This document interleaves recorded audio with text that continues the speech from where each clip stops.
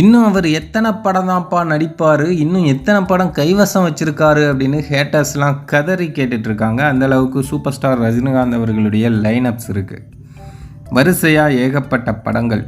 இப்போது கூலி நடிச்சிட்ருக்காரு, அடுத்ததாக ஜெயிலர் 2 வருது, அதன் பிறகு மாரி செல்வராஜுங்கிறாங்க. அது இல்லாமல் சில டைரக்டர்ஸ்கிட்ட பேச்சுவார்த்தையெல்லாம் நடந்துகிட்ருக்கு அப்படின்னு சொல்கிறாங்க. ஸோ இந்த வயசுலையும் இப்படி சுறுசுறுப்பாக ஏகப்பட்ட படங்கள் சூப்பர் ஸ்டார் நடிக்கிறது ரசிகர்களுக்கு ரொம்பவே உற்சாகத்தையும் மகிழ்ச்சியும் கொடுத்துருக்கு. அதே சமயம் ஹேட்டர்ஸ் எல்லாமே பயங்கரமாக வயிறறிஞ்சிட்ருக்காங்க. அவங்க வயிறறிகிறதுல இன்னும் கொஞ்சம் எண்ணெயை ஊற்றுற அளவுக்கு ஒரு விஷயம் ஒன்று நடந்திருக்கு. அதாவது தலைவரோட 173வது படத்தை மணிரத்னம் இயக்க உள்ளார் அப்படின்னும் இப்போ ஒரு தகவல்கள் வெளியாகுது.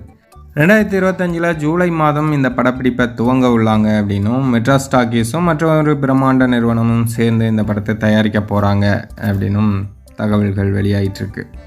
சூப்பர் ஸ்டார் சினிமாவில் நடிக்க வரையும் அவரை யாருமே நெருங்க முடியாது அப்படிங்கிற அளவுக்கு அவர் ஒரு பிரம்மாண்டமான படங்களில் தொடர்ச்சியாக நடிச்சிட்ருக்காங்க.